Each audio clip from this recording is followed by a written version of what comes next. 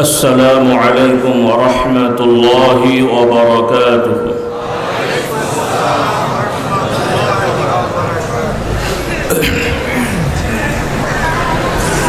إن الحمد لله نحمده ونستعينه ونستغفره ونؤمن به ونتوكل عليه ونعوذ بالله من شرور أنفسنا ومن سيئات أعمالنا.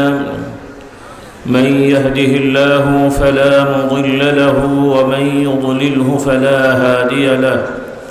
وأشهد أن لا إله إلا الله وحده لا شريك له. وأشهد أن محمدًا عبده ورسوله صلى الله عليه وعلى آله وأصحابه وبارك وسلم. أما بعد فإن خير الحديث كلام الله وخير الهدي هدي محمد صلى الله عليه وسلم وشر الأمور محدثاتها وكل محدثة بدعة وكل بدعة ضلالة. ثم أما بعد فأعوذ بالله من الشيطان الرجيم. بسم الله الرحمن الرحيم.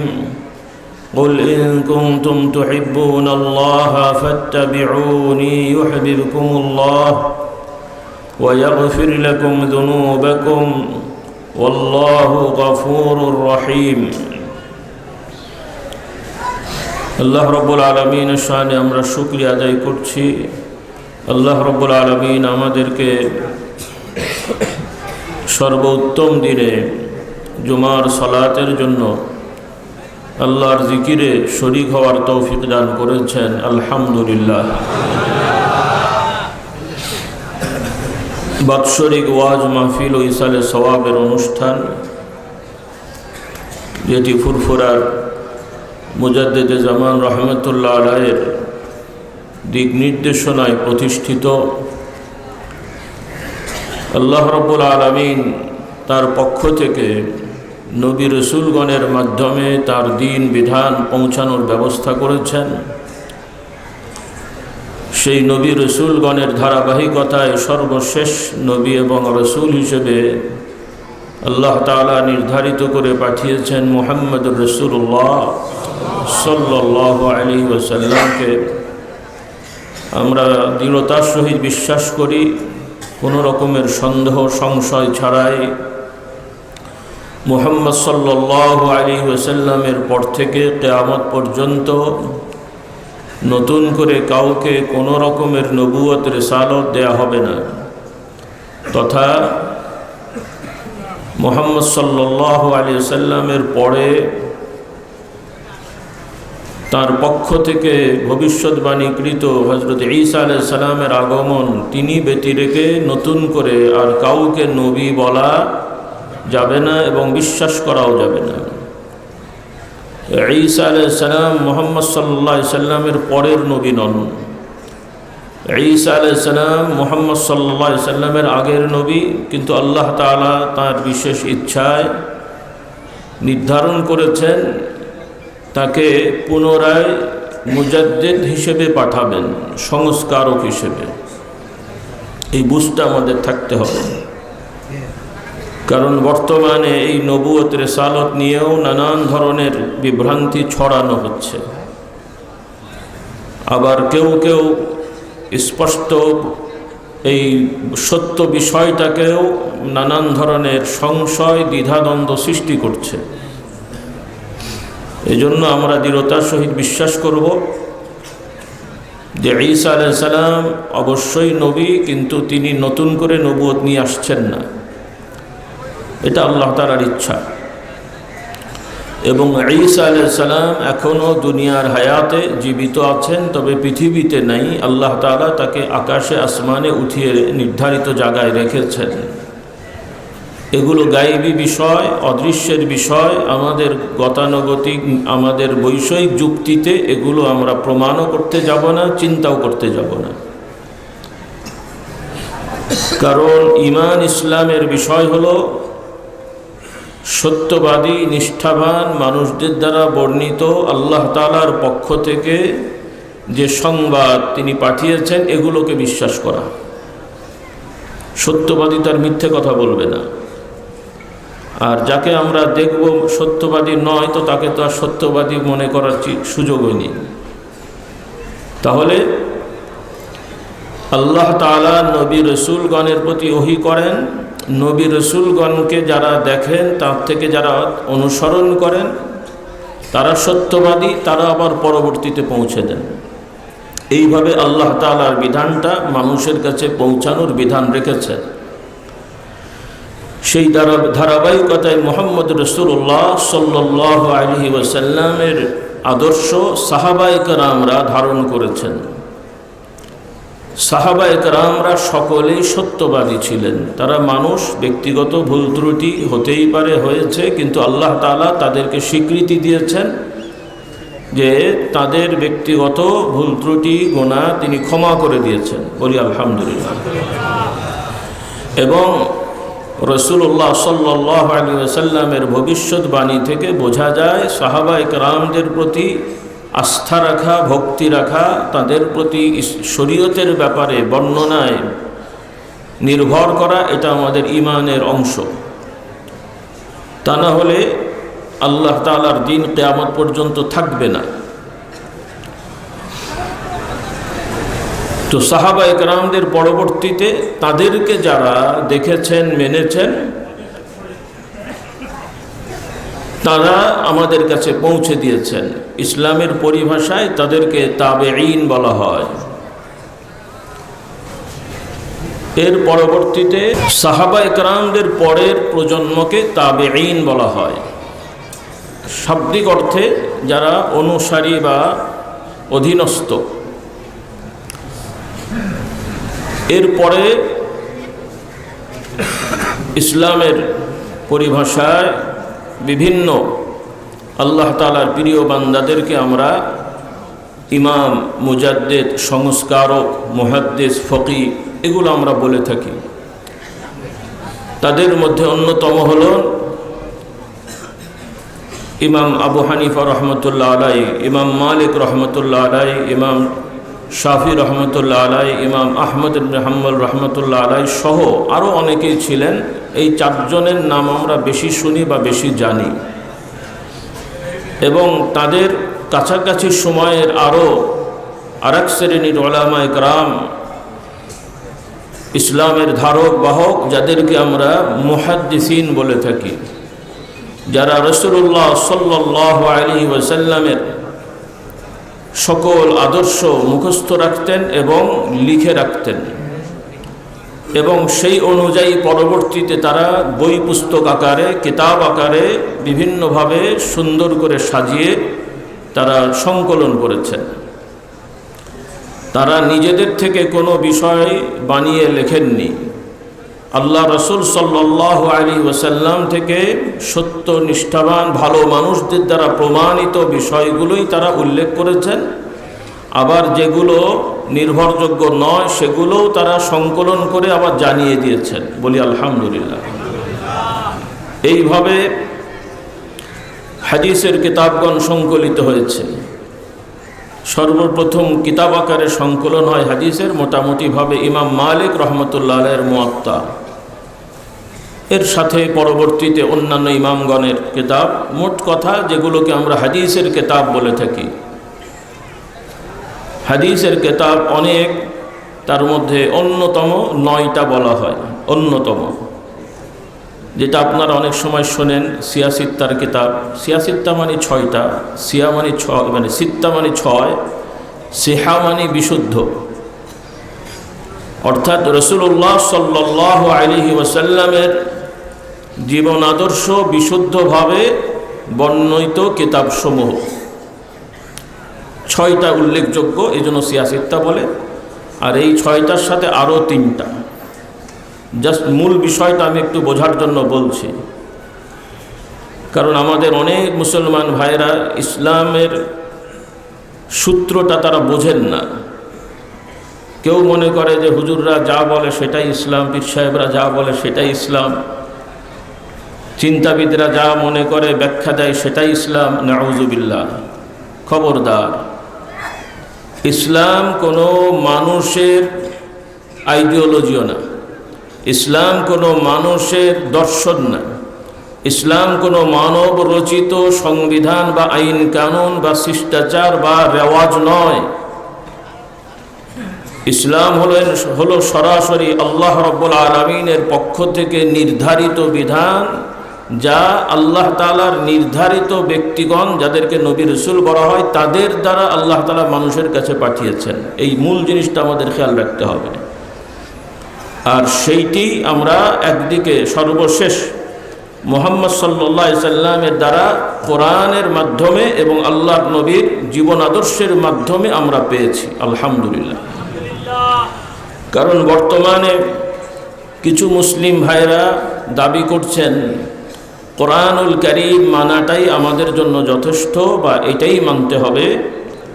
তাদের ভাষায় হাদিস বলে যা প্রচার করা হয় বা কিতাবাদি আছে, এগুলো গ্রহণযোগ্য নয়, নির্ভরযোগ্য নয়, নাউজুবিল্লাহ, তাদের ভাষায় আর কি। অর্থাৎ তারা কোরআনকে নির্ভরযোগ্য সূত্রে পেয়েছেন দাবি করেন, আর হাদিস সমূহ নির্ভরযোগ্য সূত্রে পৌঁছায়নি দাবি করেন।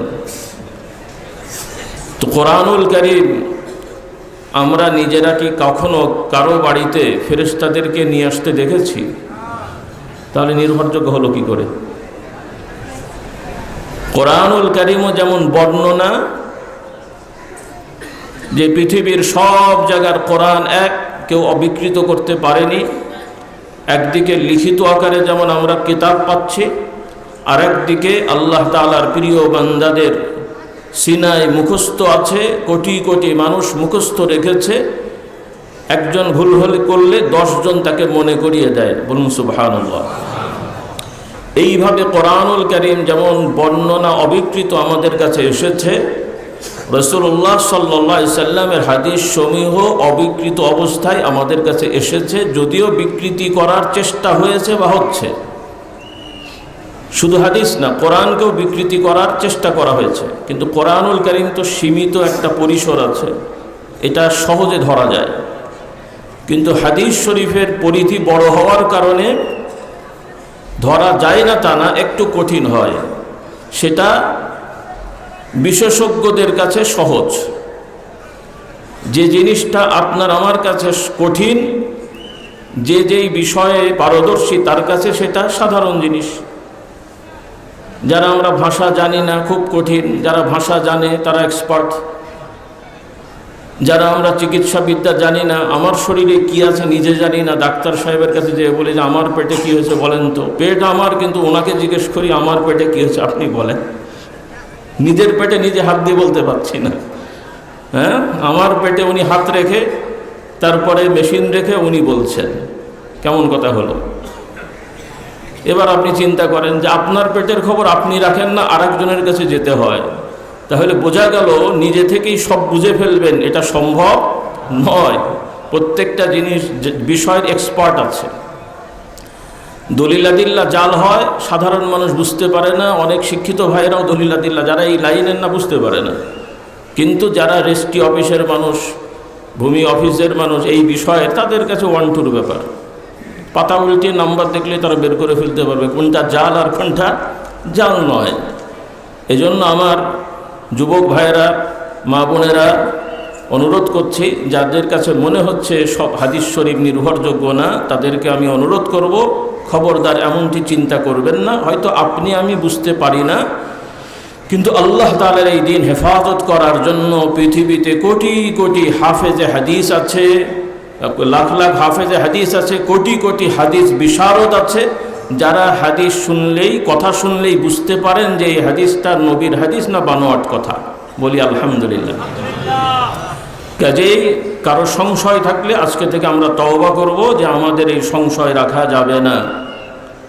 তবে আরেকটা বিষয় লক্ষ্য রাখতে হবে যে যেহেতু হাদিসের পরিসর অনেক বড়, আর ষড়যন্ত্রকারীর তো কম না। চক্রান্তকারী, ষড়যন্ত্রকারী, ইবলিসের দোসর, ইবলিসের খলিফা, মুরিদ, ভক্ত, তার সাথী, কর্মী, রোকন অনেক আছে। কাজেই তারা বিভিন্নভাবে কৌশল করে রাসূলুল্লাহ সাল্লাল্লাহু আলাইহি সাল্লামের হাদিসকে বিকৃতি করার চিন্তা করে বিভিন্নভাবে। সেজন্য অনেক মিথ্যা কথা রাসূলুল্লাহর নামে চালু করা হয়েছে, মানে বলা হয়, যেগুলো উলামায়ে কেরামরা শনাক্ত করে ফেলেছেন। বলি আলহামদুলিল্লাহ। কাজে ওগুলোর দোহাই দিয়ে হাদিস মোটেই নির্ভরযোগ্য না, এটা ভুল কথা। তবে একটু কষ্ট করে খুঁজতে হবে। আর যারা আমরা নিজেদেরকে আলেম ওলামা দাবি করি বা মানুষ আমাদেরকে আলেম ওলামা বলেন, আমরা যারা আলোচনা করি, ইমাম খতিব আলোচক, আমাদের খেয়াল রাখতে হবে যে আমরা আলোচনা করার আগে কোরআন হাদিস চর্চা করে বুঝে শুনে তারপরে আমরা কথা বলবো। আন্দাজ অনুমান করে যা ইচ্ছা তাই বলা থেকে বিরত থাকব। কারণ আল্লাহ তাআলার দ্বীনের দাওয়াত দেওয়া যেমন একটা অন্যতম ইবাদত, কিন্তু এক্ষেত্রে আবার অসচেতন হয়ে ফালতু কথা বললে কবিরা গুনাহ। রাসূলুল্লাহ সাল্লাল্লাহু আলাইহি ওয়াসাল্লাম বলেন, যে ব্যক্তি আমার নামে কোনো বিষয় মিথ্যাচার করে বলবে সে যেন তার ঠিকানা জাহান্নামে নির্ধারণ করে। একদিকে উৎসাহিত করেছেন রাসূলুল্লাহ সাল্লাল্লাহু আলাইহি ওয়াসাল্লাম, বলছেন ওই ব্যক্তির জন্য সুসংবাদ যে ব্যক্তি আমার কথা কাজ হুবহু মানুষের কাছে পৌঁছে দেবে, আল্লাহ তাআলা তার জন্য অনেক বড় সুসংবাদ রেখেছেন। সুবহানাল্লাহ। তাহলে রাসূলুল্লাহ সাল্লাল্লাহু আলাইহি ওয়াসাল্লামের কথা কাজ জেনে বুঝে বিশ্বস্ততার সহিত পৌঁছে দেওয়া এটা বড় ইবাদত। পক্ষান্তরে জেনে বুঝে মিথ্যা করে বললে এটা কঠিন গুনাহ, জাহান্নামে যেতে হবে। আর আন্দাজ অনুমান করে বলাটাও কবিরা গুনাহ। আন্দাজ অনুমান করে বলাটাও কবিরা গুনাহ, কারণ এটা দ্বীন, মানুষ এটাকে বিশ্বাস করবে ইসলাম হিসেবে, ইবাদত হিসেবে। কাজেই এখানে আন্দাজ অনুমান করে বলার কোনো সুযোগ নেই। আল্লাহ তাআলা আল্লাহ রাসূল সাল্লাল্লাহু আলাইহি ওয়াসাল্লামকেও এইভাবে শিক্ষা দিলেন, মানুষদেরকে প্রকাশ করে দিয়ে, যে নবীর প্রতিও যেন কেউ সন্দেহ করতে না পারে যে তিনি আন্দাজ অনুমান করে বলে আল্লাহর নামে চালাচ্ছেন। সেজন্য আল্লাহ তাআলা হুকুম দিলেন, হে নবী আপনি বলে দেন, কুল হাযিহি সাবিলি আদউ ইলাল্লাহি আলা বাসীরাতিন আনা ওয়া মান ইত্তাবাআনি। আল্লাহ তাআলা বললেন, হে নবী আপনি বলে দেন, আমি যে দাওয়াত দিই, আমি যে তোমাদেরকে আহ্বান করছি আল্লাহর রাস্তায়, এই যে আমার দাওয়াত আল্লাহর রাস্তায় তোমাদেরকে আমি ডাকছি, এই পথ সন্দেহের রাস্তা না, আন্দাজ অনুমান করে আমি বলি না। আদউ ইলাল্লাহ আলা বাসীরাতিন, আমি বুঝে শুনে দৃঢ়তার সহিত অনুভব করে তারপরে আমি বলি। বাসীরা, বিচক্ষণতার সহিত বলি, আন্দাজ অনুমান করে বলি না। এবং রাসূলুল্লাহ সাল্লাল্লাহু আলাইহি ওয়াসাল্লাম নিজের আল্লাহ তাআলা তাকে বলছেন, তিনি বলে দিলেন নিজের ব্যাপারে। আর তার পক্ষ থেকে যারা এই কাজ করবে তাদের ব্যাপারেও রাসূলুল্লাহ সাল্লাল্লাহু আলাইহি ওয়াসাল্লাম দিক নির্দেশনা দিলেন, আনা ওয়া মান ইত্তাবাআনি, যারা আমাকে অনুসরণ করবে তারাও এই পথেই চলবে। আলহামদুলিল্লাহ। কারণ আমাদের দেশে একটা বড় সমস্যা হলো, ইসলামের অনেক বিষয় নিয়ে অনেকে অনেক কথা বলেন, তিনি বলছেন একটা বিষয় নিয়ে, কিন্তু তিনি নিজেই ভালো করে সেটা জানেন না, কিন্তু বলে বেড়াচ্ছেন। এটা একটা বড় সমস্যা আমাদের। তাতে করে কি হয়, অধিকাংশ ক্ষেত্রে তারা ভুল করেন, কোরআনের আয়াত পড়ে ভুল অনুবাদ করেন, কোরআনের আয়াত পড়ে ভুল ব্যাখ্যা করেন। তো কোরআনের আয়াত পড়ে ভুল অনুবাদ ভুল ব্যাখ্যা আমি নিজেই শুনেছি, অনেকে বলেছেন, সরাসরিও শুনেছি এবং বিভিন্ন রেকর্ড মোবাইল ফেসবুক ইত্যাদিতেও আমি শুনেছি। এজন্যে আমরা এই বিষয়গুলো লক্ষ্য রাখব। আল্লাহ তাআলা আমাদের সবাইকে এই বিষয়গুলো লক্ষ্য রাখার তৌফিক দান করুন। তো যে কথাটা আমি বলতে চাচ্ছিলাম, তাহলে আমরা বুঝলাম কোরআন এবং হাদিস হলো ইসলামের মূল উৎস। এখন এই কোরআন হাদিস অনুযায়ী যখন আমরা চলতে চাইব, রাসূলুল্লাহ সাল্লাল্লাহু আলাইহি ওয়াসাল্লামের সমাজ ১৫০০ বছর আগেকার সমাজ, সামাজিক নিয়ম রেওয়াজ, মক্কা শরীফ মদিনা শরীফের অবস্থান, আবহাওয়া, পারিপার্শ্বিকতা আর পৃথিবীর অন্যান্য জায়গা এক নয়। তাতে করে অনেক জিনিস পৃথিবীর অনেক জায়গায় নতুনত্ব আসবে, মানে নতুন জিনিস যেটা মক্কা শরীফ মদিনা শরীফে নাই, রাসূলুল্লাহ সাল্লাল্লাহু আলাইহি ওয়াসাল্লামের জমানায় ছিল না, সাহাবা ইকরামরা এগুলো ব্যবহার বা খাওয়া বা মানে এই উপকরণে তাদের সমাজে প্রচলন ছিল না, এখন আমাদের সমাজে এসছে। আমরা কি করব এখন? সেখানে কি আল্লাহর আইন থাকবে না থাকবে না? হ্যাঁ, তাহলে সেই আইনটা কেমন করে হবে? কোরআন শরীফে তো ভাতের নাম উল্লেখ নাই, তার মানে খাওয়া যাবে না। অথবা ভাতের নাম যেহেতু উল্লেখ নাই, কাজেই আমরা কেউ বলবো খাওয়া যাবে না, কেউ বলবো ভাত চুরি করলে সমস্যা নেই। কি বলেন? তাহলে ভাতের নাম নাই খাওয়া যাবে না এটাও ঠিক নয়, আবার ভাতের নাম নাই এজন্য চুরি করে খেলে সমস্যা নাই এটাও ঠিক হবে না। আল্লাহ তাআলা চুরি কর্মকে হারাম করেছেন। সেই চুরি ভাত হোক, চাল হোক, খেজুর হোক, টাকা হোক, স্বর্ণ হোক, কাগজের টাকা হোক, স্বর্ণ মুদ্রা হোক, চুরি চুরি। এখন সেই চুরি যদি কেউ লুঙ্গি পরে করে সেটাও চোর, জোব্বা পরে করে সেটাও চোর, কোট প্যান্ট টাই পরে করে সেটাও চোর। নাকি চোরের আবার ক্লাসিফিকেশন আছে, গ্রামের ছেঁচড়া চোর, এরপরে ডিগ্রিওয়ালা স্মার্ট চোর, জোব্বাওয়ালা বুজুর্গ চোর, নাকি? এখন তো তাই মনে হচ্ছে আর কি আমাদের। আল্লাহ আমাদের হেদায়েত দান করুন। তাহলে নতুনত্ব, সমাজের নতুন নতুন সমস্যাগুলোর সমাধান যেহেতু কোরআন শরীফের নাম নাই, হাদিস শরীফের নাম নাই, কেমন করে করবেন? এটাও কোরআন হাদিসে দিক নির্দেশনা দেওয়া আছে। উলামারা বলেন এটাকে বলা হয় কিয়াস, অর্থাৎ এই সমস্যার মতন যে সমস্যা আগে ছিল সেই সমাধানটা এখানে দেওয়া হয়, কিয়াস বলা হয়। আর কিছু বিষয় আছে যেটা কিয়াসও করার দরকার হচ্ছে না, উপস্থিত ওলামা একরাম বিশেষ বিবেচনায় কোরআন হাদিসের সাথে সাংঘর্ষিক কি সাংঘর্ষিক নয় এগুলো বিবেচনা করে একমত পোষণ করে একটা রায় দিয়ে দেন যে এটা চলতে পারে কি চলতে পারে না। এগুলোকে বলা হয় ইজমা। এই রকম কিছু ব্যাপার আছে। এই জন্য আপনারা শুনবেন অনেক সময় আমরা বলি যে আমাদের দলিল হচ্ছে কোরআন হাদিস ইজমা কিয়াস। কথাগুলো অনেকে শোনে কিন্তু বুঝতে পারে না। তো ইজমা কিয়াস কোরআন হাদিসের আলোকে এবং নতুন বিষয়ের সমাধান, আবিষ্কার না।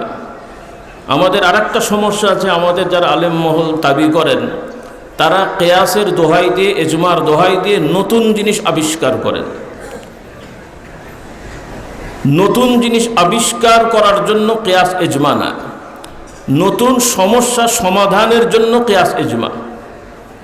যেমন উদাহরণস্বরূপ রাসূলুল্লাহ সাল্লাল্লাহু আলাইহি সাল্লামের সময় আমরা যে 5 ওয়াক্ত নামাজ সালাত আদায় করি, আল্লাহর নবী সাহাবারা কয় ওয়াক্ত পড়েছেন? আপনাদের দ্বিধা হচ্ছে নাকি? সবাই জানেন আর কি। রাসূলুল্লাহ সাল্লাল্লাহু আলাইহি ওয়াসাল্লামের সাহাবারা কয় ওয়াক্ত পড়েছেন? 5 ওয়াক্ত। প্রতি ওয়াক্তে আমরা যেভাবে ফরজ পড়ি তারাও সেই একইভাবে ফরজ পড়েছেন, শর্ট কথা। এখন রাসূলুল্লাহ সাল্লাল্লাহু আলাইহি সাল্লামের মসজিদ কেমন ছিল? আমাদের মসজিদের মতন বা বর্তমান মক্কা শরীফ মদিনা শরীফের মসজিদের মতন? কারণ বর্তমান মক্কা শরীফ মদিনা শরীফের মসজিদ হলো পৃথিবীর সবথেকে লেটেস্ট মসজিদ, আলহামদুলিল্লাহ। সবথেকে পরিচ্ছন্ন এবং জীবাণুমুক্ত এবং লেটেস্ট, বলি আলহামদুলিল্লাহ। তারা চেষ্টা করে আর কি। কিন্তু রাসূলুল্লাহ সাল্লাল্লাহু আলাইহি সাল্লামের সাহাবা, তার সময়ের মসজিদ ছিল সবথেকে সাধারণ। আল্লাহু আকবার। সাধারণ মাটি দিয়ে দেয়াল করা, মাটি পাথর দিয়ে দেয়াল করা, খেজুরের মানে পুরাতন খেজুরের গাছের অংশ, ডালপালা এবং পাতা দিয়ে ছাদ দেয়া, আর মেঝেতে কিছুই নাই, কোনো বিছানাই নেই, সাধারণ মেঝে, মাটি আর কি, সোজা কথা। মাঝে মাঝে সাহাবায়ে কেরামরা সিজদা করতে গেলে এই ধুলোবালির কণা কপালে ব্যথা পেতেন, এবং কিছু বৃষ্টি টিষ্টি হলে হালকা হালকা কাদা কাদা হয়ে যেত এবং কপালে হাতে লেগে থাকতো। এই ছিল সাহাবায়ে কেরামদের মসজিদ। তো এখন ওই মসজিদে সাহাবায়ে কেরামরা ফজরের নামাজ 2 রাকাত ফরজ পড়েছেন, জোহর 4 রাকাত ইত্যাদি ইত্যাদি। এখন আমাদের মাশাআল্লাহ মসজিদগুলোতে মোটা কার্পেট আছে, শীতকালে কার্পেট বিছাই, জানলা দরজা বন্ধ থাকলে গরম লাগে, এরপরে গরমকালে এয়ার কন্ডিশন দিই, ঠান্ডা লাগে, আরাম লাগে। কাজেই আমরা এত আরামে যেহেতু নামাজ পড়ি, সেহেতু আমরা 2 রাকাত ফরজ না পড়ে আমরা একটু বেশিই পড়ি। নামাজ তো ভালো জিনিস, কি বলেন? আল্লাহর ইবাদত করা ভালো না খারাপ? তো ভালো কাজ বেশি করলে খারাপ না ভালো? তাহলে এই যুক্তি দিয়ে আমরা একটু 2 রাকাতের জায়গায় 4 রাকাত পড়ি, আপনারা খুশি তো নাকি? তাহলে আমাদের মসজিদ যতই অত্যাধুনিক হোক, রাকাত বাড়ানোর কোনো সুযোগ নেই। যদি কেউ বাড়ায় তাহলে সেই নামাজে সব বেশি হবে না, বরং নামাজটাই বরবাদ হয়ে যাবে। এই রকম জিনিস জাস্ট উদাহরণ দিলাম। এইভাবে আমাদের সব, আর কিছু জিনিস আছে রাসূলুল্লাহ সাল্লাল্লাহু আলাইহি সাল্লাম নির্ধারণ করে যাননি, উন্মুক্ত। রাসূলুল্লাহ সাল্লাল্লাহু আলাইহি সাল্লাম গম খেয়েছেন। গমের এখন তো আমরা গম দিয়ে আটা হয়, আটাও আবার বিভিন্ন ধরন আছে আমাদের। তো রাসূলুল্লাহ সাল্লাল্লাহু আলাইহি সাল্লাম গম খেয়েছেন, হয়তোবা চালও মাঝে মাঝে খেয়েছেন। কিন্তু রাসূলুল্লাহ সাল্লাল্লাহু আলাইহি সাল্লাম আমাদের মতন এত আইটেমের রুটি খেয়েছেন বলে বোঝা যায় না। আমরা গম দিয়ে পরোটা বানাই, বেলা রুটি বানাই, কত রকম নুডলস বানাই, আরও কত কিছু। তার মানে এখন কেউ যদি দাবি করে যে রাসূলুল্লাহ সাল্লাল্লাহু আলাইহি সাল্লাম যেভাবে রুটি খেয়েছেন আমাদেরকে ওভাবেই খেতে হবে, কাজেই গম দিয়ে নুডলস বানানো যাবে না, পরোটা বানানো যাবে না, বেলা রুটি করা যাবে না, কি বলেন? এমন যুক্তি দিলে হবে? কারণ এই যুক্তি এখানে খাটবে না। এখানে মূল নীতি হলো গমটা আপনি কিনেছেন হালাল টাকায় না হারাম টাকায়? হালাল টাকা দিয়ে গম কিনে এখন যেভাবে খান। আর চুরি করে যদি এখন কেউ নবীর তরিকায় গম গুলিয়ে খায়, অনেক সব তো নাকি? হ্যাঁ, প্রশ্নটা এখানে। আমাদের সমাজে কিছু লোক ওই রকম কাজ করে, উপার্জন হারাম আর ব্যবহার করে নবীর তরিকায়।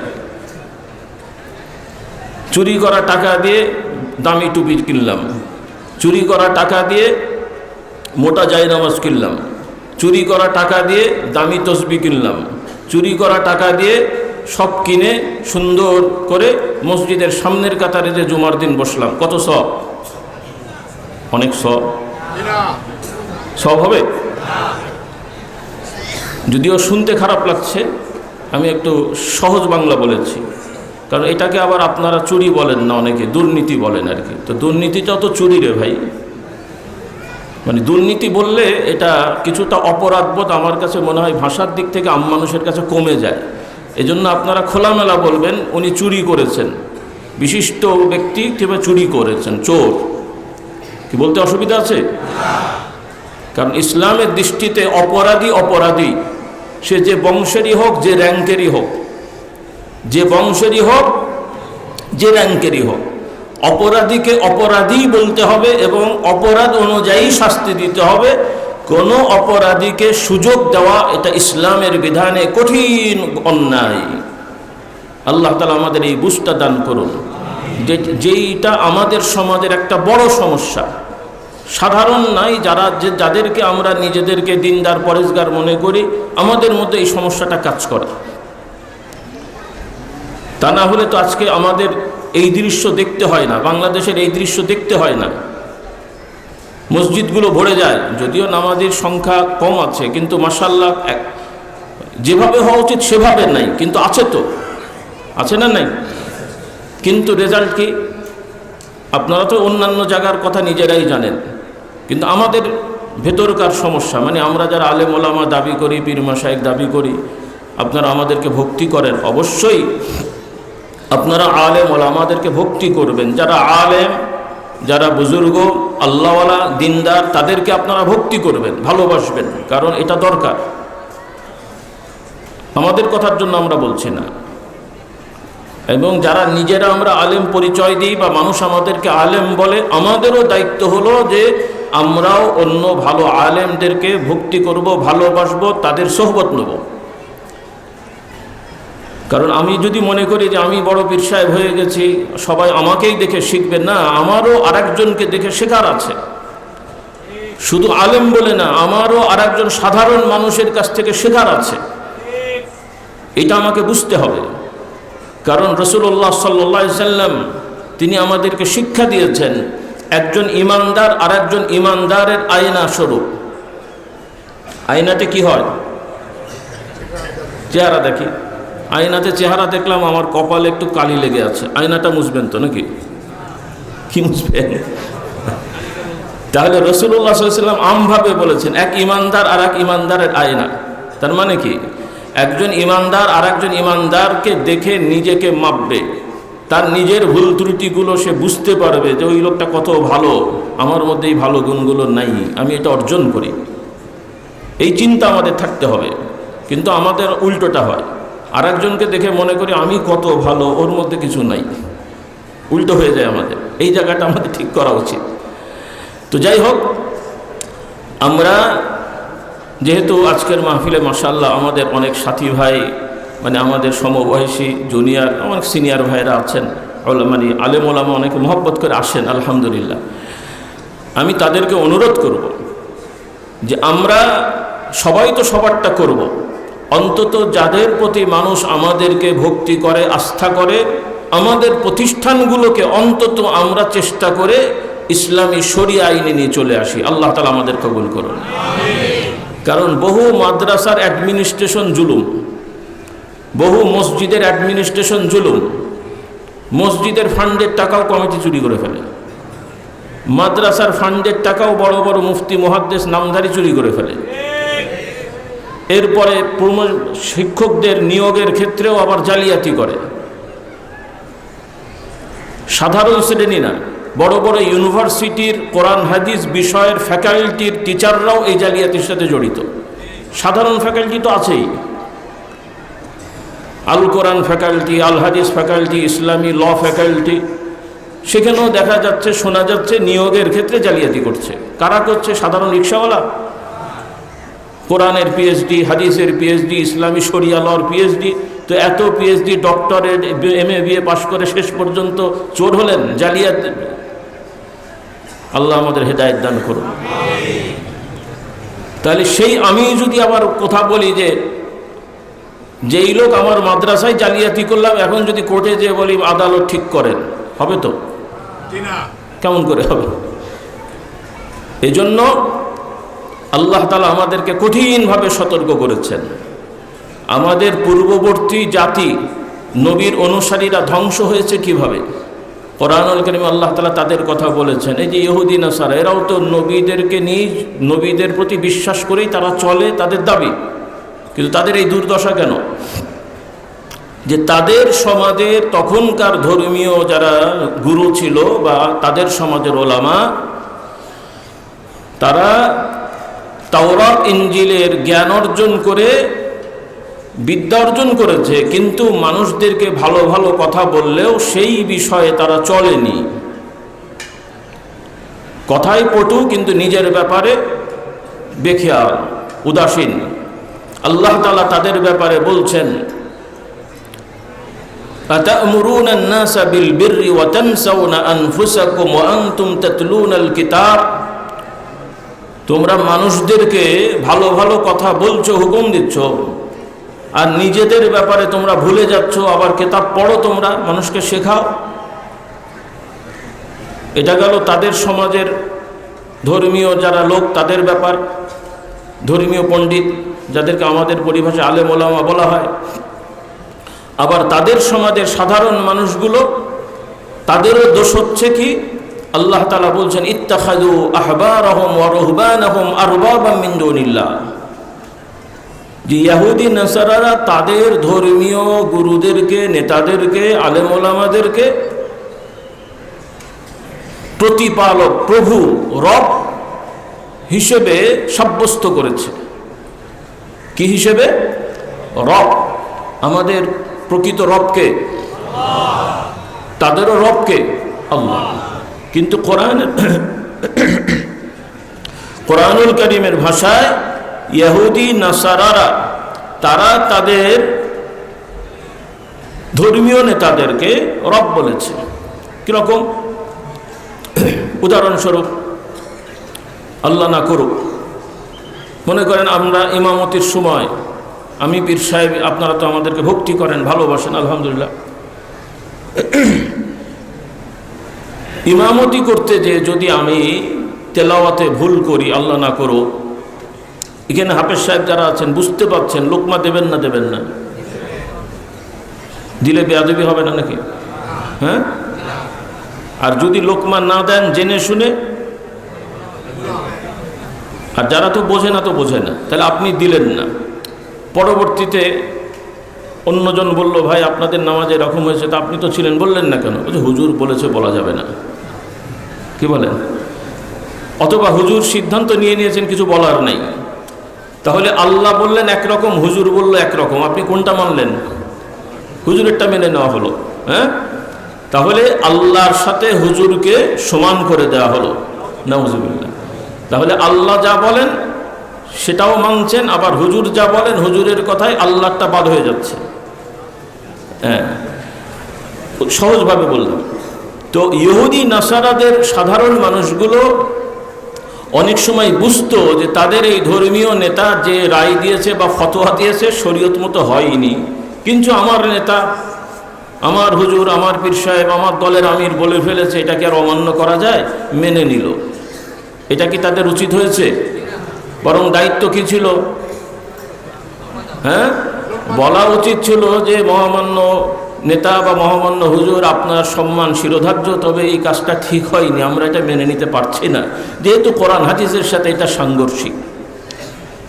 তাদের এটা বলা উচিত ছিল, যেটা ইসলামের শিক্ষা। যেটা কি, এই যে আমি হাদিস কোরআনের কথা বললাম, ইমাম আবু হানিফা রহমতুল্লাহ আলাইহির ছাত্র ইমাম আবু হানিফা রহমতুল্লাহ আলাইহির ফতোয়া মানতে চাননি। বলেছেন হুজুর আপনি যে এই দলিলে বললেন দলিলটা ঠিক হলো না। সব ইমাম, এবং ইমাম আবু হানিফাও এজন্য তাকে ঝগড়া করেননি, বেয়াদব বলেননি। আবার এই যে বোঝার সমস্যা হয়েছে এটার জন্য শাগরিদও আবার ইমামকে তুচ্ছ তাচ্ছিল্য বা তার সাথে বেয়াদবি করেননি। এটাই হলো ইসলামের শিক্ষা। কারণ মানুষ মাত্র, বোঝার সমস্যা হবে, ভুল হবে, অন্যায় হবে, এগুলো নিয়ে আমাদের নসিহত করে শুধরে নিয়ে চলতে হবে। আল্লাহ তাআলা আমাদেরকে বোঝার তৌফিক দান করুন। তো ওই হযরত আবু বকর রাদিয়াল্লাহু তাআলা আনহু, তিনি যখন দায়িত্ব পেলেন, আগেও আমি বলেছি, মনে করিয়ে দিই, দায়িত্ব পেয়ে যে খুতবা দিয়েছেন সবাইকে, তিনি যে আলোচনা বক্তৃতা করেছেন প্রথম খলিফা হওয়ার পরের যে বক্তৃতা, সেই বক্তৃতায় তিনি সকল ইমানদারদেরকে আহ্বান করে বললেন যে আমার প্রতি দায়িত্ব অর্পিত হয়েছে, তার মানে এটা নয় যে আমি তোমাদের মধ্যে সব থেকে ভালো, সব থেকে উত্তম, এর মানে এটা না। আল্লাহ তাআলা নির্ধারণ করেছেন আমাকে দায়িত্ব নিতে হয়েছে। তবে যেহেতু আমাকে দায়িত্ব দেওয়া হয়েছে, আপনারা দিয়েছেন, কাজেই আমি যেহেতু আমির হয়েছি, নেতৃত্ব পেয়েছি, আমার হুকুম নির্দেশনা আপনারা মেনে চলবেন যতক্ষণ পর্যন্ত আমরা আল্লাহর নবীর আদর্শ মোতাবেক হুকুম দেব। সুবহানাল্লাহ বলেন। আর আমিও যদি আল্লাহর নবীর আদর্শের বাইরে, আল্লাহর হুকুমের বাইরে কোনো হুকুম দিই, তাহলে এই হুকুম মানা আপনাদের জন্য জরুরি নয় বা আপনারা মানবেন না। বলুন সুবহানাল্লাহ। ইসলামের বিধানের আনুগত্যতা হলো দায়িত্বশীল নেতা, আমির যাই বলেন, পর্যায়ক্রমে রাষ্ট্রপ্রধান, বিভাগীয় প্রধান, সশস্ত্র বাহিনীর প্রধান, এই সব কিছু মিলে যারাই নেতৃত্বে আছেন মানতে হবে, যতক্ষণ না সে কোরআন সুন্নাহর বাইরে যায়। কিন্তু কোরআন সুন্নাহর বাইরে চলে গেলে কোনো মান্যতা নাই। সে মাওলানা হোক, হুজুর হোক, মুফতি হোক, আমির হোক, ইসলামী দলের সংগঠনের নেতা হোক, নন ইসলামী দলের সংগঠনের নেতা হোক, রাষ্ট্রনায়ক হোক, রাজা হোক, বাদশাহ হোক, প্রধান বিচারপতি, যত বিচারপতি, ইমানদার হিসেবে সামাজিক শিষ্টাচারে আমরা বিদ্রোহ করব না, কিন্তু মানা যাবে না। এটা হলো ইসলামের মূল নীতি। এই জায়গাগুলো আমাদের খেয়াল রাখতে হবে। কারণ আজকাল পৃথিবীর মুসলমানদের এই বিশৃঙ্খলার বড় কারণ হলো যে আমরা বিশ্বাস করি, বলি মুহাম্মদ সাল্লাল্লাহু আলাইহি সাল্লাম শেষ নবী, কথা ঠিক সুন্দর, কিন্তু প্র্যাকটিক্যালি বাস্তবায়নে আমাদের সমাজের মুসলমানরা বিভিন্ন দলে গোষ্ঠীতে বিভক্ত হয়ে যাওয়ার কারণ হলো তারা তাদের ওই সকল নেতৃত্বকে এমনভাবে মানে যে তারা কোনো ভুল অন্যায় গুনাহ করে না, যা বলেছে ওইটাই ঠিক, ওইটার বাইরে যাওয়া যাবে না। এই জায়গাতেই এক এক পীর সাহেবের মতাদর্শ এক এক রকম, ওই পীর সাহেবের মতের সাথে আরেক হুজুরের মেলে না, মুরিদরাও ঝগড়া করে, এক এক ইসলামী দলের মতাদর্শ এক এক রকম, ইনারটা ওনারা মানে না, ওনারটা ইনারা মানে না। আল্লাহ আমাদের হেদায়েত দান করো। কিন্তু ইসলাম ভাই করকম, ইসলাম তো একরকম, তাহলে এখানে এত রকম ইসলাম আসলো কেন? হ্যাঁ, ইসলামের কিছু জিনিস প্রশস্ত আছে, অর্থাৎ ইসলামকে ইসলামের মতন করে মানতে হবে, আমার মতন করে না। সহজভাবে বোঝাই, এখানে আমরা মাশাআল্লাহ এসেছি, টুপি মাথায় দেওয়া আছে, সবাই টুপিকে ভালো জানি আমরা, তাই না? কিছু ভাইয়ের আবার টুপিকে অবজ্ঞা করেন, এটা খুব অন্যায়। আপনি মাথায় না দিলে গোনাহ হবে না, কিন্তু অবজ্ঞা করবেন না। টুপি এটা ইসলামী পোশাকের একটা সৌন্দর্যতা। রাসূলুল্লাহ সাল্লাল্লাহু আলাইহি ওয়াসাল্লাম মাথায় দিয়েছেন, সাহাবারা দিয়েছেন, আমরাও দিই, এটা ভালো কাজ। কেউ না দিলে গোনাহ হবে না, কিন্তু অবজ্ঞা করা যাবে না। এখন তবে দেওয়া ভালো, ভালো জিনিস আমি করব না কেন? আপনারা বাংলাদেশি মানুষ, বাংলা ভাষার জন্য আন্দোলন করেছেন, বাংলাদেশের জন্য আন্দোলন করেছেন, কিন্তু বাংলাদেশের পোশাক, এই জাতের পোশাক, লুঙ্গি পরা, পাঞ্জাবি পরা, চাদর গায়ে দেওয়া, এটাকে অতটা ভালো লাগে না। কেউ দিলে এটাকে সেকেলে সেকেলে মনে করেন। ব্রিটিশরা জালেম, এই দেশ থেকে লুটপাট করেছে, জুলুম করেছে, মুখে বলি, কিন্তু তাদের পোশাক কোট প্যান্ট টাই পরে আমি স্মার্ট হই। তো এই কেমন মানসিকতা হলো ভাই? হ্যাঁ, যদি আপনি নবীর আদর্শ মেনে স্মার্ট হতেন তাহলে ভালো লাগতো। কোট প্যান্টটাই আমি গণহারে নাজায়েজ ফতোয়া দিচ্ছি না, কিন্তু অন্তত অপ্রয়োজন, মানে একান্ত প্রয়োজন ছাড়া পড়াটা আমি ভালো মনে করি না। কারণ এখানেও কিছুটা ব্রিটিশ আমেরিকানদেরকে প্রভু প্রভু মনে করার মতোই। তো তারা কি আপনাদের প্রভু না শত্রু? উন্মুক্তই বলি, ব্রিটিশরা কি আপনাদের বন্ধু? ব্রিটিশরা কি এই ভারতবর্ষের উপকার করেছে না ক্ষতি করেছে? উন্নয়ন করেছে না ধ্বংস করেছে? কথা মনে পছন্দ হয়নি। ব্রিটিশরা বড় বড় ইউনিভার্সিটি করেছে, শিক্ষা ব্যবস্থার উন্নয়ন করেছে, আমাদের হুজুরদেরকেও মুমতাজুল মুহাদ্দিসিন ডিগ্রি দিয়েছে, এরপরে ট্রেন লাইন বানিয়েছে, কত ভালো ভালো কাজ করেছে। আর আমি বলছি কি না তারা ধ্বংস করেছে? তো এই যা কিছু করেছে আমাদের কল্যাণে না ওদের কল্যাণে? হ্যাঁ, আমি একটু সহজভাবে বলি বোঝার জন্য। আমরা গরুর ব্যবসা অনেকে করি, তো গরুকে খাওয়ানো হয়, মোটা তাজা করা হয়, মাঝে মাঝে আবার ওই খাওয়াতে গেলে গরু যখন মারে ওরা আবার গা হাত ব্যথা করে, তখন আবার টিপাও হয়, মেসেজ করে না, জানেন কিনা আমি জানি না। তো গরু তো খুব খুশি হয়, মনে করে যে আমি মনে হয় রাজা রাজা ভাব, যে মানুষ আমার গা টিপছে। তাহলে মানুষ ওর গা টিপছে গরুর খেদমতের জন্য না ওকে খাওয়ার জন্যে? হ্যাঁ, গরুকে খাওয়ার জন্য গা টেপে, আর গরু মনে করে আমি বিশাল কিছু হয়ে গেছি আর কি। তাহলে আমরা মনে করতাম ব্রিটিশরা আমাদের এই করলো সেই করলো, কিন্তু মুসলিমদের সভ্যতাকে যে ধ্বংস করে মুসলমানদেরকে তাদের অঘোষিত গোলাম বানালো, সেটা আমাদের ভুল হয়ে গেছে। এত কিছুর পরেও আমরা এখনো সেই দিকে মোতাবজ্জ হচ্ছি। এর থেকে বের হয়ে আসতে হবে। আমরা শত্রুতা চাই না, ইসলাম শত্রুতা শেখায় না।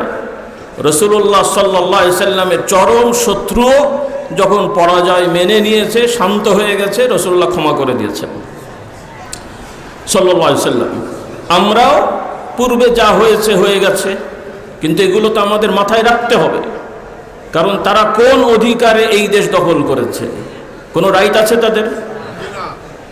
কিন্তু করেছে, আর করে লুটপাট করেছে, চুরি করেছে, ধ্বংস করেছে। উন্নয়ন করেছে? উন্নয়ন করেনি।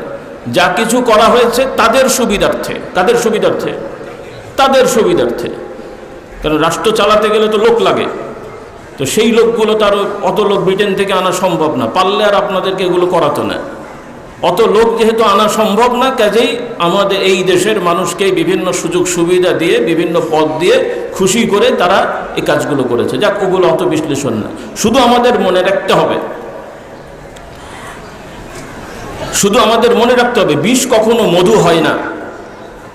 নাকি আপনারা রিফাইন করে বিষকে মধু বানাতে পারেন? বিষ কখনো মধু হয় না। হয়তো দীর্ঘদিনের কারণে বা বিশেষ কিছু মেশানোর কারণে এফেক্ট কম হতে পারে, কিন্তু মধু হয় না। বিষ কখনো মধু হয় না। তো যারা কুফরি শিরকিতে নিমজ্জিত, তারা কখনোই ইমানদারের বন্ধু হয় না। আমার পর্দাদা হুজুর ফুরফুরা পীর মুজাদ্দেদে জামান রহমতুল্লাহ আলাইহি বলতেন, তখন তো উর্দু ফার্সি বেশি চলতো সেই ব্রিটিশের সময় আর কি। তিনি বলতেন, উঝুরি কবি গোস্ত নেহি, কাফের মুশরিক কবি দোস্ত নেহি। গরুর পেটে উজুরি থাকে না, কি বলে আপনাদের, আচ্ছা ঘড়ি আর কি, উজুরি, এটা তো গোস্ত নাকি? না খেলে তার বোঝে না, এই জন্য সহজ ভাষায় কৌশলে বলতেন যে উজুরি যেমন গোস্ত না, কাফের মুশরিক দোস্ত না। তবে উজুরি খাওয়া যায় কিন্তু গোস্ত হিসেবে না, গোস্তের কাজ করে না। তো আমরা শত্রু না, কিন্তু কাফের মুশরিকেরা ইমানদারের সাথে শত্রুতা করবে, এটাই তাদের জন্য স্বাভাবিক। হয়তো এই শত্রুতার ধরন ভিন্ন রকম,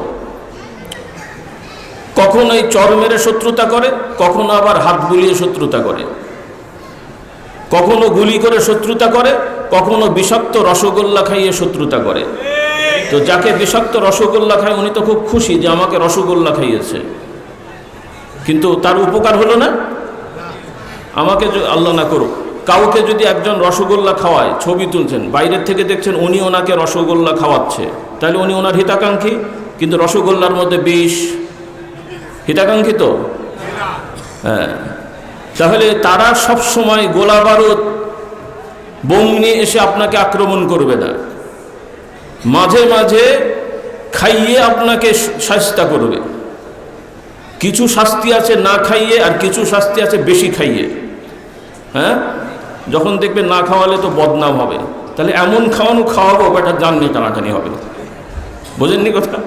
তাহলে এখন সিস্টেমটা হয়েছে খাইয়ে আপনাকে শাস্তি করবে, বড় বড় পদ দেবে, বড় বড় সুযোগ সুবিধা দেবে, আন্তর্জাতিক স্বীকৃতি দেবে। এগুলো হচ্ছে আপনাকে বিষাক্ত রসগোল্লা খাইয়ে আপনাদের বরবাদ করবে। আপনাদেরকে এটা বুঝতে হবে। তাদের স্বীকৃতির আমার কি দরকার আছে? তাদের এই স্বীকৃতি ওই স্বীকৃতিতে আমার কি হবে? পৃথিবীর রাষ্ট্রীয় ব্যবস্থায় আন্তর্জাতিকভাবে ধর্ম বর্ণ নির্বিশেষে সকল এলাকার মানুষের সাথে ইনসাফ ভিত্তিক, ন্যায্য ভিত্তিক সম্পর্ক করা, এটা ইসলামের শিক্ষা।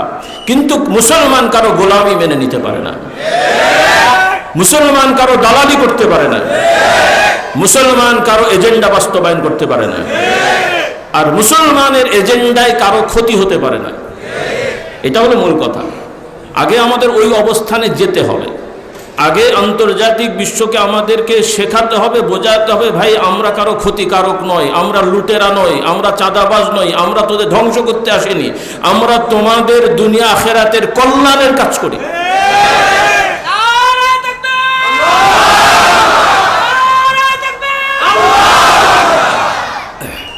তো আলহামদুলিল্লাহ, আমরা আরো কিছু কথা বলবো।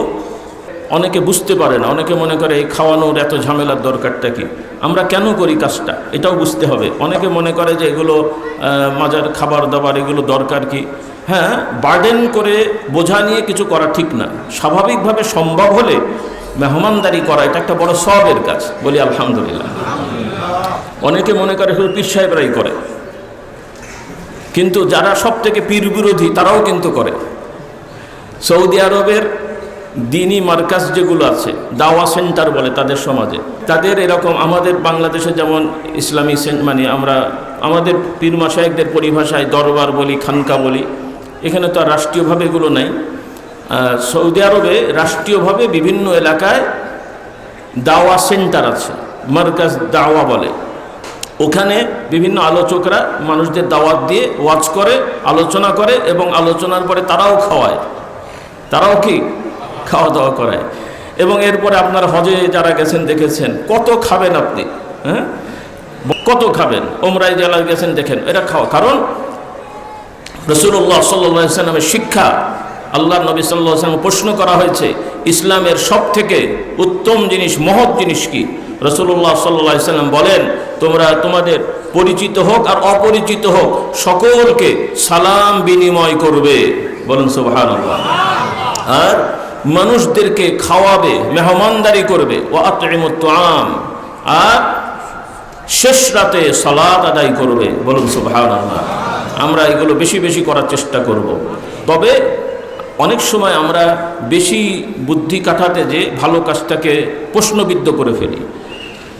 খাওয়ানোটা সওয়াবের কাজ, কিন্তু কিছু ভাইরা এটাকে জন্মকেন্দ্রিক, মৃত্যুকেন্দ্রিক একটা অনুষ্ঠান বানিয়ে ফেলেন। এই তখনই নানান প্রশ্ন চলে আসে। কারণ ইসলামের বিধানে রাসূলুল্লাহ সাল্লাল্লাহু আলাইহি ওয়াসাল্লামের শিক্ষায় জন্মদিন পালন করার কোনো অনুষ্ঠান ইসলামে শেখানো হয়নি, মৃত্যুদিন পালন করার কোনো অনুষ্ঠান ইসলামে শেখানো হয়নি। দোয়া ইস্তেগফার সব সময় করা যাবে এবং মেহমানদারি সব সময় করা যাবে। এগুলোকে নিয়ে সুনির্দিষ্ট দিন ধার্য করে করা, মানে এটাকে সওয়াব মনে করে করা, দিন ধার্যটাকে, এটা ইসলামের সাথে সাংঘর্ষিক বা ইসলামের বাড়তি জিনিস হয়। আর বাড়তি জিনিস আমরা সবাই জানি এটা ঠিক হবে না।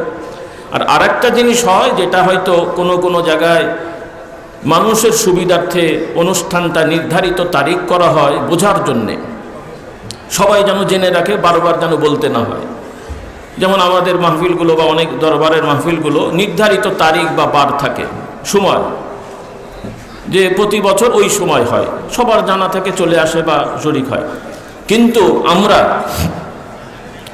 এবং আমাদের নিয়মে যারা, আমাদের মানে কি কোরআন সুন্নাহর নিয়মে যারা চলবেন, তারা কিন্তু কখনো এই অনুষ্ঠানগুলো কারো জন্ম বা মৃত্যুকে নির্ধারণ করে করেননি।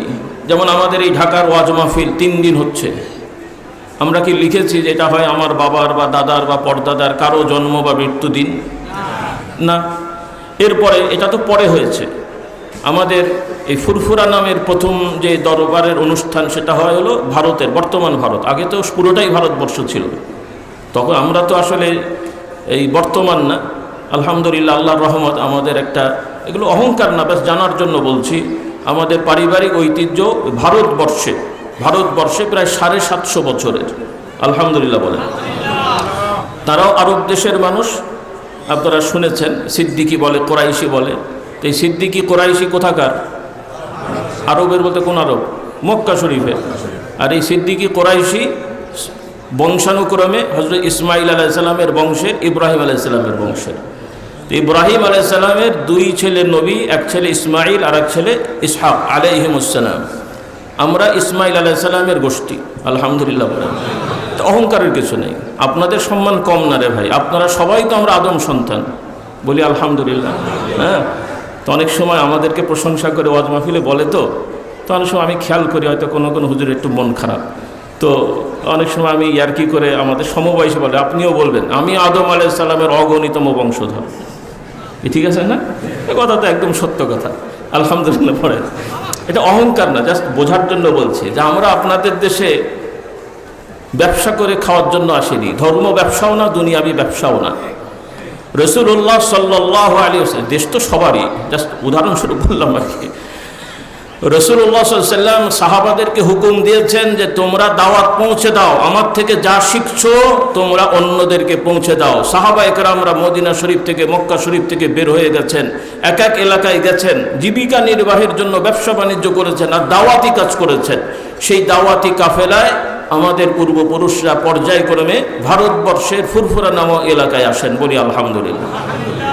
সেখান থেকে ভারতবর্ষ, তখন তো টোটালটাই ভারত, এই বর্তমান বাংলাদেশও ভারত, পূর্ব পাকিস্তানও কি, সেই ভারত থেকে পূর্ব পাকিস্তান, সেখান থেকে বাংলাদেশ, স্বাধীনতার উদ্দেশ্যে ভাগ হয়েছেন, কিন্তু স্বাধীনতা অর্জন হয়নি। অনুরোধ থাকবে, স্বাধীনতা অর্জনের চেষ্টা করুন, তবে যে পথে আপনারা চেষ্টা করছেন ওই পথে স্বাধীনতা আসবে না।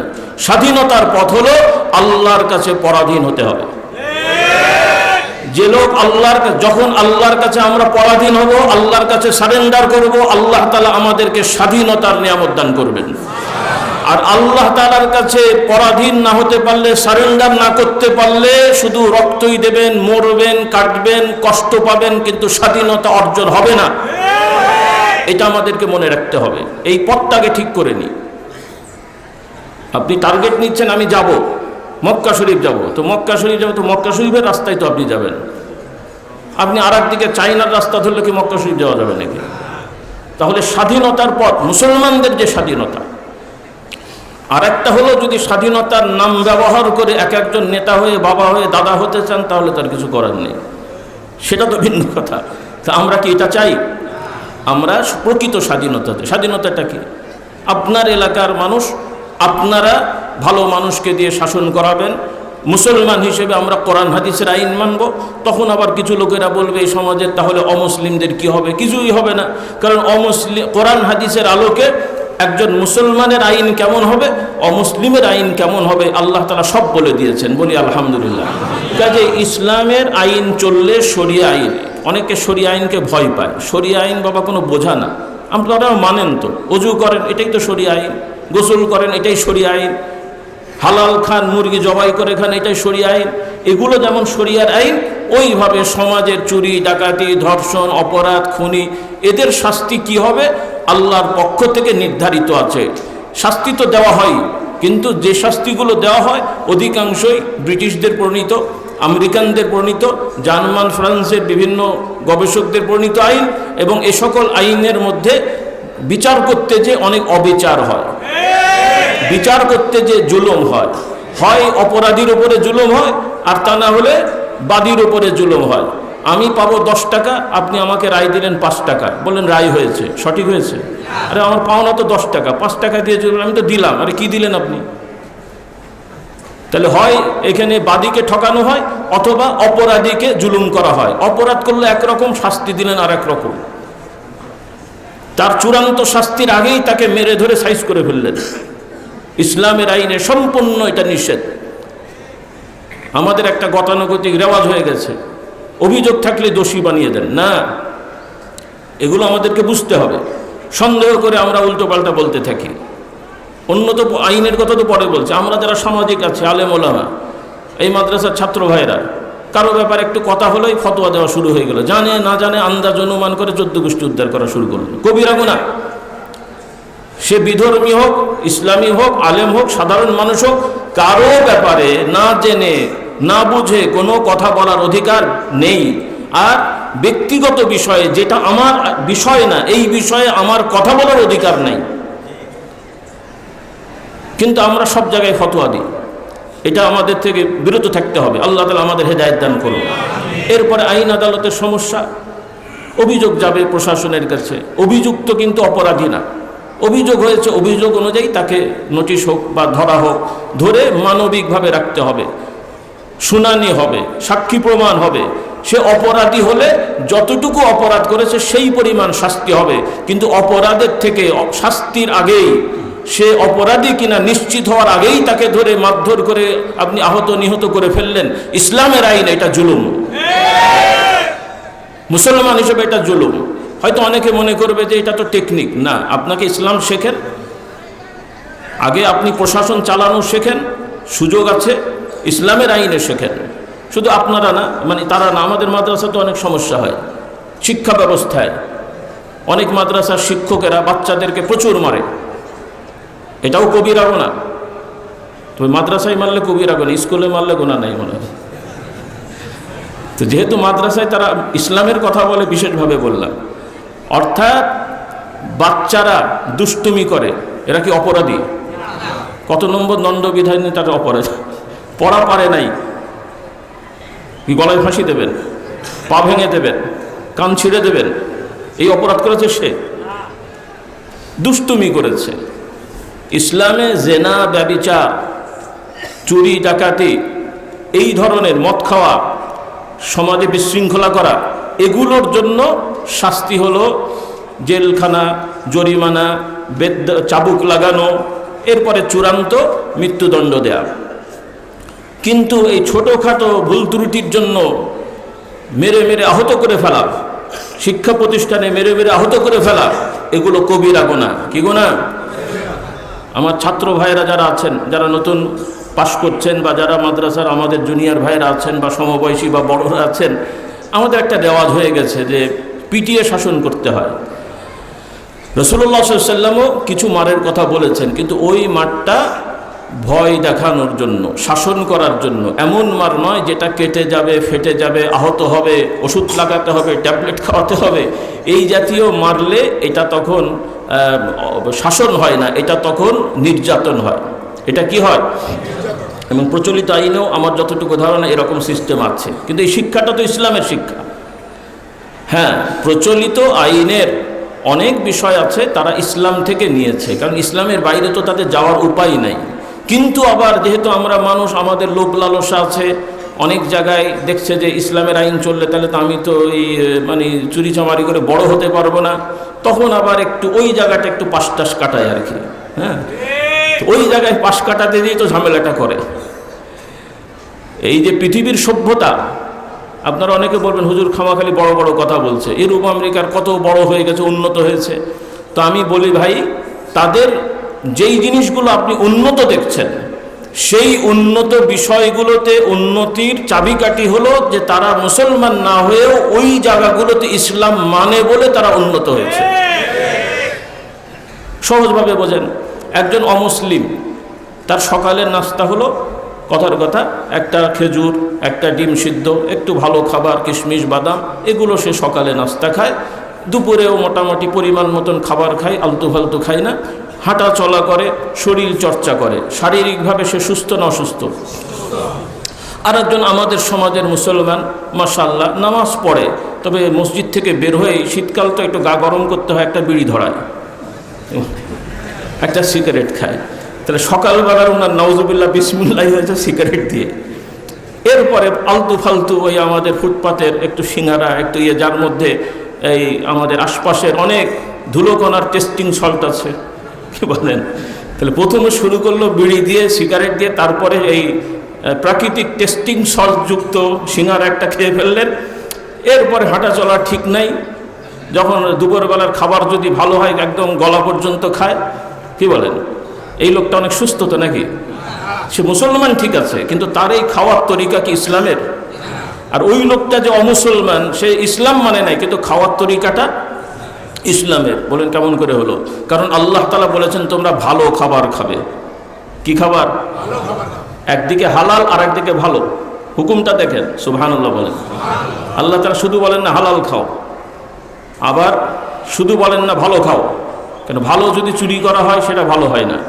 এখন কেউ যদি মদিনায় যে চুরি করে খেজুর খায়, হ্যাঁ, মদিনা শরীফের চোরাই খেজুর খেলে তো অনেক সব খাওয়া যাবে।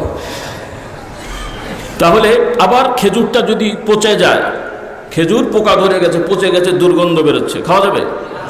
নিজের টাকায় কিনেছেন, হালাল টাকায় কিনেছেন, রেখেছিলেন, এখন দেখছেন পচে গেছে, খাওয়া যাবে? কেন? হালাল কিন্তু খারাপ হয়ে গেছে, হালাল কিন্তু খারাপ হয়ে গেছে। এই জন্য আল্লাহ তাআলা বলছেন ওয়াকুলু মিম্মা রাযাকনাকুম হালালান তাইয়্যিবান, হালালান তাইয়্যিবান। কেন? হালাল ও তাইয়্যিব, কেউ কেউ তাইয়্যিব, কেউ হালাল বলেছেন, কিন্তু হালাল তাইয়্যিব যেহেতু দুটো বলা হয়েছে, কাজে এখান থেকে আমাদের বোঝার ব্যাপার আছে, আলহামদুলিল্লাহ। তাহলে অমুসলিমদের যেই উন্নয়নগুলো আমরা দেখি, এই উন্নয়নের পেছনে তারা ইসলামের আইনটাকে মানে, ইসলাম বলে মানে না, মানে সাধারণ মানুষ ইসলাম জানে না, কিন্তু তাদের যারা গবেষক আইন প্রণয়ন করে মানে বিভিন্ন দেশের, আমরা যেটা তথ্য রেখেছি আছে আমাদের কাছে, যে তাদের গবেষকরা অনেকেই ভালো অমুসলিম, কিন্তু খ্রিস্টান, ইহুদি, অন্য ধর্মের, জার্মান, ফ্রান্সের নাস্তিক, তারা আরবি ভাষা শেখে, আরবি ভাষার বই পড়ে, কোরআন শরীফ পড়ে, হাদিস শরীফ পড়ে, এবং ইসলামী যে আইনশাস্ত্র এগুলো তারা পড়ে, এগুলোকে এখান থেকে তারা বিভিন্ন বিষয় নিয়ে বাকি তাদের মতন করে তারা সাজায়। এবং এই উন্নয়নের চাবিকাঠি রাষ্ট্রনীতি, পররাষ্ট্রনীতি যা আছে, তাদের টেকনিকগুলো তারা ইসলামী রাষ্ট্র ব্যবস্থা থেকে, খোলাফায়ে রাশিদিন তাদের থেকে, এবং ইসলামী বড় বড় রাজা বাদশাহ যারা ছিলেন তাদের বিভিন্ন সিদ্ধান্ত থেকে তারা শিখেছে, বলি আলহামদুলিল্লাহ। কিন্তু আফসোস হলো আমরা তো এগুলো পড়েই না। আপনারা মাইন্ড করেন না, কারণ এই মাহফিলে যারা এসছেন সব থেকে ভালো মানুষগুলো, সবাই নামাজি, রোজাদার। এখন যদি আমরা জরিপ করি, সত্যি কথা বলতে কয়জন আমরা সহি করে তেলাওয়াত পারি? যারাও সহি করে তেলাওয়াত পারি সবাই কি তেলাওয়াত করি? আচ্ছা, যারাও তেলাওয়াত করি কয়জন আমরা একটু প্রতিদিন বা সপ্তাহে 2-4-5 আয়াত বা 1 পৃষ্ঠা একটু বুঝে বুঝে তেলাওয়াত করি? রেজাল্ট কি বলেন? আমাদের সব থেকে ভালো মানুষদের অবস্থা এই রকম, তো খারাপ মানুষগুলোর কি অবস্থা? আর আপনাদের আমি কি দোষ দেবো? আমরা যারা হুজুর পীর সাহেব আছি, আমি কাউকে ছোট করছি না, বাস্তবতাটা তুলে ধরছি। আমি নিজেও ফেরেশতা দাবি করছি না, আমারও ভুল আছে, আল্লাহ আমাদেরকে হেদায়েত দান করুন। আমরা যারা মসজিদের ইমাম খতিব আছি, একটু গোপনে জরিপ করে দেখেন তো কয়জন খতিব সাহেব ব্যক্তিগতভাবে প্রতিদিন 2-4 পারা করে তেলাওয়াত করে? কয়জন মুফতি সাহেব আল্লাহর দিনকে সবসময় ওয়াকেফাল রাখার জন্য নিয়মিত তাফসীর চর্চা করে? মাঠে ময়দানে তো কোরআনের আলো জ্বালিয়ে আমরা একদম উজ্জ্বল করে ফেলছি, কিন্তু নিজের অবস্থাটা কি হলো? যিনি কোরআনের আলো জ্বালানোর স্লোগান দিচ্ছেন ওই বক্তব্যতেই তিনি ডাহা মিথ্যে কথা বলছেন। এগুলো আমি বানিয়ে বলছি না, আমি নিজে শুনেছি। তো স্লোগান দিচ্ছে কোরআনের আলো জ্বালো, আর ওই স্লোগানের আগের পরে যে ওয়াজ করেছেন অধিকাংশই মিথ্যে কথা। তাহলে মিথ্যাবাদীতে কোরআনের আলো জ্বলে? মিথ্যার সাথে ইসলামের কোনো সম্পর্ক আছে? ধোকার সাথে ইসলামের কোনো সম্পর্ক আছে? ইসলামে মুনাফিকের কোনো বৈধতা আছে? কিন্তু আমরা ইসলামের নামে এই ধরনের কাজ করে ফেলছি। এগুলোকে আমাদেরকে শনাক্ত করতে হবে। সবাইকে আমি বলছি, এখানে আমরা সবাই নিজেদেরকে পরিশুদ্ধ করি। গতকাল রাতেও আমি বলেছি, আজকে তো অনেকে আসেননি, এজন্য আমি সহজ বাংলায় বলি আর কি। আমরা যেমন বাচ্চারা যুবকেরা ঝগড়াঝাটি করলে বলি না, একজন থ্রেট দেয় ভালো হয়ে যাস, কিন্তু ভালো হতে ঠিক। তো আমিও বলি ভাই, আমরা পীর সাহেব, হুজুর, মৌলানা, সাধারণ মানুষ সবাই মিলেমিশে আমরা ভালো হয়ে যাই। কি বলেন? সবাই কি হয়ে যায়? সবাই ভালো হয়ে যায়। হুজুররাও ভালো হয়ে যায়, সাধারণ মানুষরাও কি হয়ে যায়? ভালো হয়ে যায়। আমরা আল্লাহর আইনে চলে যাই। ব্যবসা করব আল্লাহর আইনে, চাকরি করব আল্লাহর আইনে, রাষ্ট্রপ্রধান হব আল্লাহর আইনে, আলেম হব সেটাও আল্লাহর আইনে। এখন তো অনেক আলেম হচ্ছে আল্লাহর আইনের বাইরে। কীরকম? তারা মাদ্রাসায় পড়ছে ডিগ্রি অর্জনের উদ্দেশ্যে। তো কোরআন হাদিস ডিগ্রি অর্জনের উদ্দেশ্যে পড়লে সেটা তো সওয়াব হয় না, ইবাদত হয় না, বরং উল্টো গুনাহ হয়। এটা আমাদেরকে বুঝতে হবে। মাদ্রাসায় পরীক্ষা দেওয়া, ডিগ্রি নেওয়া নাজায়েজ আমি বলছি না, কিন্তু অন্যান্য বিষয়ের বাংলা, ইংরেজি, ভূগোল, বিজ্ঞান, কেমিস্ট্রি, ফিজিক্স বা অন্যান্য সাধারণ বিষয়ে একজন পড়ে যে আমি যোগ্যতা অর্জন করব, ডিগ্রি নেব, সেটা নিয়ে আমি চাকরি করব বা জীবিকা নির্বাহ করব, এটা বৈধ। কিন্তু কোরআনের হাফেজ হয়ে আমি আন্তর্জাতিক খ্যাতি অর্জন করে, তেলাওয়াত করে অনেক টাকা উপার্জন করব, এই নিয়তে কোরআন পড়লে খ্যাতি অর্জন হবে, কিন্তু ক্ষতি হবে। কি হবে? দুনিয়ারও ক্ষতি, আখেরাতেরও ক্ষতি। খ্যাতি অর্জনের উদ্দেশ্যে কোরআন হাফেজ হবেন না, টাকা পাওয়ার উদ্দেশ্যে না। কারি সাহেব আমি 10 মিনিট তেলাওয়াতে এত ডলার, ওয়াজ করবেন, আমার আধা ঘন্টার ফি এত, 1.5 ঘন্টার ফি এত, রাত 10টার আগের ফি এত, পরের ফি এত। খুব সুন্দর দিনের কাজ। আল্লাহ আমাদের হেদায়েত দান করুন। হ্যাঁ, একজন আলেম দূরে যাবেন, তাকে সম্মানী দেবেন, রাস্তা খরচ দেবেন, সম্মান করবেন, এগুলো ঠিক আছে। কিন্তু এই রকম সোজা বাংলা বলি ছ্যাঁচড়ামি, এই ছ্যাঁচড়ামি করে দিনের কাজ হয়? আল্লাহ আমাদেরকে হেদায়েত দান করুন। আজকে এই যে আমাদেরকে আপনারা চেনেন, আমাদের তো কোনো যোগ্যতা নেই, আমাদের বাপদাদার দোহাই দিয়েই চলি, আলহামদুলিল্লাহ বলেন। এটাকে শুনতে হয়তো খারাপ লাগে, আমরা এটাকে সম্মান মনে করি। আমার আব্বাজান অনেক সময় আর কি করে বলতেন, কথা তো নতুন না, আগে থেকেই আসে। অনেক জায়গায় ক্রিটিসাইজ করতেন, এদের আবার কি আছে, এরা বাপদাদার নাম ভাঙিয়ে চলে। তো আব্বা বলতেন, ভাই আমার তো একটা বাপ আছে যে আমি নাম ভাঙাতে পারি, তো তোমার বাপ নাই তো তুমি কি করবে? তো আপনার বাপ ভাঙান, আপনি দেখেন, ভাঙাতে না পারলে ফাটান, দেখেন কি করা যায়। আল্লাহ হেদায়েত দান করো। তো আলহামদুলিল্লাহ, কারণ মুজাদ্দিদে জামান যেটা বলছিলাম, হযরত আবু বকর সিদ্দিক রাহমাতুল্লাহ আলাইহি, তিনি পরিকল্পিত কোনো দরবার করেননি। তিনি ইলম শিখেছেন, দাওয়াতি কাজ করেছেন, এক পীরের মুরিদ হয়েছেন, তার কাছে ইসলাহের জন্য গেছেন। তিনি পরিকল্পিত পীর হওয়ার জন্য যাননি, আল্লাহর বান্দা হওয়ার জন্য আর একজন আল্লাহওয়ালার কাছে গেছেন।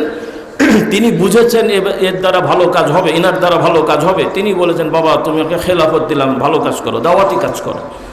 কারণ এগুলো আল্লাহওয়ালা আলেমদের স্বীকৃতি বা দোয়া ছাড়া এই সমস্ত কাজ হয় না। এটা একটা আল্লাহর বিধান, এটা একটা আল্লাহর, কারণ নবুয়তের রাস্তা বন্ধ হয়ে গেছেন, আল্লাহ তাআলা নির্ধারণ করে দেন নবুয়ত। আর নবুয়তের পরে আল্লাহর ওলি যারা হন, আল্লাহ তাআলা পছন্দ করেন, কিন্তু তাদেরকে সমাজে পরিচিতির জন্য একটা ব্যবস্থাপনা আছে, আর সেই ব্যবস্থাপনা এভাবেই হয়, বলি আলহামদুলিল্লাহ। কারণ এই সমাজে অনেকে গতানুগতিক বড় ডিগ্রিওয়ালা হবে, কিন্তু দেখবেন মানুষ তার প্রতি আস্থা রাখে না, এবং আস্থাভাজন হওয়ার মতন যোগ্যতা তার নেই। মানুষের আস্থা অর্জন করা এটা টেকনিক দিয়ে হয় না, কৌশল দিয়ে হয় না, দিনের পথে অন্তত কোনো পথেই হয় না। এটা আল্লাহর পক্ষ থেকে কবুলিয়ত, গ্রহণযোগ্যতা লাগে, এটা আল্লাহর পক্ষ থেকে দেওয়া হয়। হাদিস শরীফে আছে, রাসূলুল্লাহ সাল্লাল্লাহু আলাইহি ওয়াসাল্লাম বলেন, আল্লাহ তাআলা যখন কোনো বান্দাকে ভালোবাসেন, তখন আল্লাহ তাআলা ফেরেশতাদেরকে জানিয়ে দেন, যে আমি এই বান্দাকে ভালোবাসি, তোমরাও একে ভালোবাসবে, আর তোমরা দুনিয়াবাসীর মধ্যে এর ভালোবাসাকে ছড়িয়ে দেবে। তা সহিহ হাদিস, কিন্তু কি হাদিস আমি সংক্ষেপে বলে যাচ্ছি। তাহলে যেমন আমরা কোনো দল সংগঠন করি না, দল সংগঠন করি না, আমাদেরও নেই।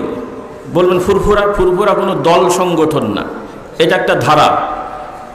বাস্তবতায় পৃথিবীতে যত দিনই দাওয়াত হয়েছে যাদের দ্বারা, কোনো দল সংগঠনে এটা হয়নি এখন পর্যন্ত।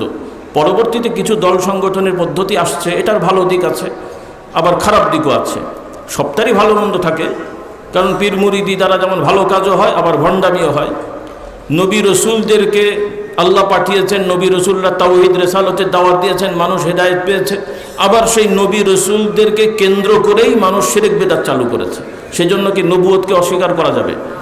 তাহলে যে বাস্তবতাটা, নাম হয়তো বিভিন্ন জিনিস হতে পারে, আমি সংক্ষেপে বলছি, আর বেশি যাচ্ছি না, আপনাদের কষ্ট হবে। তো খোলাসা কথা হলো, যেটা আমি বোঝার জন্য বলছি, ফুরফুরা আমরা বা মূলত যারা সত্যিকার আলেম ওলামা পীর মাশায়েখ যারা ছিলেন, তাদের দরবারগুলো কোনো দল না, তারা ধারা, কোরআন সুন্নাহ মোতাবেক দাওয়াত দেন, আল্লাহর বান্দারা তাদের ভালোবাসেন, তাদেরকে মেনে চলেন, বলি আলহামদুলিল্লাহ। আমলি জিন্দিগি গড়ার জন্যে তাদের বায়াত হন, তাদেরকে মেনে চলেন। আল্লাহ তাআলা আমাদের কবুল করে নেন, আলহামদুলিল্লাহ। এটা হলো বিষয়। এখন প্রচলিত নিয়মে সাংগঠনিকভাবে কাজ করা যাবে কিনা, যদি ইসলামকে মূল রেখে সকল মুসলমানকে ভাই মনে করে সকল ধারার আলেম যারা হকপন্থী তাদের সাথে মিলেমিশে যদি দল সংগঠন করে আপনি আগান, ভালো কথা। কিন্তু এখন যদি আমরা ফুরফুরা দাবি করি যে আমার ফুরফুরার যারা মুরিদ হবে, ফুরফুরার যারা ভক্ত হবে, এরাই একমাত্র খাঁটি ইসলাম, আর কেউ ইসলাম নেই, কেমন দাবি হবে? আবার আমি যদি একটা দল সংগঠন বানিয়ে আমার কি বলে আমার অনুসারীদেরকে আমি শেখাই যে তুমি বিশ্বাস করবে এই দলটাই একমাত্র সঠিক দল, এরাই একমাত্র ইসলামের কাজ করে, কেমন দাবি হবে? কিন্তু বর্তমানে মুসলিম উম্মার এটা একটা বড় সমস্যা, শুধু বাংলাদেশের না রে ভাই, এটা পৃথিবীব্যাপী। ওই যে আমাদের বন্ধু নামধারী শত্রু বিষাক্ত রসগোল্লা আমাদেরকে যারা খাওয়াচ্ছেন, তারা পৃথিবীব্যাপী কৌশলে মুসলমানদের মধ্যে ফাটল ধরিয়ে অনৈক্য সৃষ্টি করে ইসলামের নাম ব্যবহার করে বিভিন্ন গোষ্ঠীকে এক একটা এজেন্ডা তাদের সাজিয়ে দিয়েছে। অনেক লোকেরা বেচারা নিজেরাই জানে না সে কি করে, শুনতে ভালো দেখতে ভালো তারা করছেন, কিন্তু এর এফেক্টটা কি?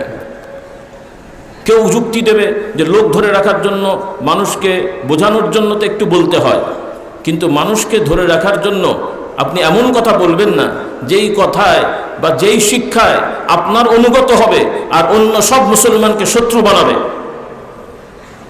আমি আমার মুরিদকে শেখাবো সে যেন আমার ভক্ত হয়, এমনভাবে শেখাবো যে সে আমাকে অনুগত হলো, আমাকে ভালোবাসলো, কিন্তু অন্য সবার সাথে হিংসা করে। এই রকম মুসলমান বাড়লে সমাজের কি অবস্থা হবে? এজন্য আমার অনুরোধ, যারা বিভিন্ন দরবারের সাথে আছেন, বিভিন্ন ইসলামী দল সংগঠনের সাথে আছেন, সবাইকে অনুরোধ করব, আমরা আমাদের দরবারগুলো অথবা দল সংগঠনকে দিন বানাবো না, ইসলাম বানাবো না। ইসলাম ইসলাম, আমরা ইসলামের কাজ করি, সবাই মিলেমিশে কাজ করব। কেউ কাউকে দাবি করব না যে আমরাই একমাত্র ইসলাম, আর কেউ ইসলাম নয়। এটা অন্তর থেকে মুছে ফেলতে হবে। এটা শুধু সামাজিকতা নয়, এটা ঈমানের কথা। কিসের কথা? কারণ আল্লাহ তাআলা আমাদের হুকুম দিয়েছেন, তোমরা সবাই মিলেমিশে আল্লাহর রশিকে, কোরআনকে ধরো এবং বিভক্ত হয়েও না। তো যাই হোক, অনেক কথা বলে ফেলেছি। অনুরোধ থাকবে আপনারা ইনশাআল্লাহ, আগামী বছরও মাহফিল হচ্ছে। আগামী বছরের তারিখ, অর্থাৎ আমাদের এই বাৎসরিক ওয়াজ মাহফিলের তারিখটা হলো ডিসেম্বরের শেষ মঙ্গলবার শুরু হওয়া। শেষ মঙ্গলবার শুরু হয়ে এই জুমার দিন শেষ হয়। সেই মোতাবেক এবছর 2 বছর মাহফিল হলো। কি বলেন? আপনারা 2 বছর ধরে এখানে অবস্থান করছেন, তো ঠিক আছে। 30, 31, 1, 2 আগামী বছর সম্ভবত 29, 30, 1 হবে সম্ভবত, না এরকম, বা যাই হোক সম্ভবত। তো এটা আপনারা মনে রেখেন, ইনশাল্লাহ নিজেরাও আসবেন, অন্য ভাইদের দাওয়াত দিয়ে নিয়ে আসবেন ইনশাল্লাহ। আল্লাহ তাআলা সবাইকে তৌফিক দান। একটা বিষয়, আলহামদুলিল্লাহ, আপনারা এখানে যেমন ঢাকাতে এসছেন, আমাদের পাবনা জেলার পাকশিতে মাহফিল হয়, ওইটা সাধারণত ফাল্গুনে হয়ে থাকে নিয়মিত। এবছর ওইটা 3 দিনের জায়গায় 2 দিন, এবং এটা জানুয়ারি মাসে হচ্ছে। এই মাসেই 22, 23, 24, 22-23 সন্ধ্যাবেলা মাহফিল, আর 24 তারিখ ইনশাআল্লাহ ফজরের সময় দোয়া। এটাও দাওয়াত থাকছে, যাদের সুযোগ আছে আপনারা বেড়াতে যাবেন, যাতায়াত খুব সহজ। ওই রূপপুরে নামলেই যেটা পারমাণবিক বিদ্যুৎ কেন্দ্র, ওটার পাশেই এটা আর কি। এরপর ইপিজেড আর রূপপুর পারমাণবিক কেন্দ্র, আর একটা মানে ছোট ক্যান্টনমেন্ট ওখানে হচ্ছে আর্মিদের, ওর মাঝখানে আমরা আছি আলহামদুলিল্লাহ। তো যাই হোক, দাওয়াত থাকছে। আর ইনশাআল্লাহ আপনারা মনে মনে একটু নিয়ত করে ফেলবেন যে এবছর আপনারা এসেছেন, আগামীবার এই মাহফিলে সবাই কিছু না কিছু শরীক থাকবেন, আপনাদের ইচ্ছা অনুযায়ী নিয়ত করবেন ইনশাআল্লাহ। মাদ্রাসার জন্য নিয়ত করবেন। আমরা দোয়া করি আল্লাহ তাআলা সবাইকে কবুল করুন, বলুন আল্লাহুম্মা আমিন। আর যেটা আমি বলতে চাচ্ছিলাম যে আমরা আসলে ইসলামের মৌলিক বিষয় নিয়ে আমরা এগিয়ে যাচ্ছি। এই জন্য যখন ব্রিটিশ শাসিত ভারত ছিল, তারপরে পাকিস্তান হলো, তারপরে বাংলাদেশ হলো, বা ব্রিটিশের আগেও আমরা কখনোই গতানুগতিক দলীয় রাজনীতি করতে যাইনি। তবে যেহেতু ইসলামের মধ্যে আল্লাহর বিধানে রাষ্ট্র ব্যবস্থার আইন আছে, আমরা মুসলমান হিসেবে ইসলামের রাষ্ট্রবিধানকে মানতে হবে। ইসলামের রাষ্ট্রবিধান যেন সমাজে চালু হয়, চালু করা যায়, সেই চেষ্টা করা, এটা আমাদের ইমানি দায়িত্ব। কি দায়িত্ব? এখন সেটার পদ্ধতি বিভিন্ন রকমের কথা আছে, অত কথা আর এখানে বলার সুযোগ নেই।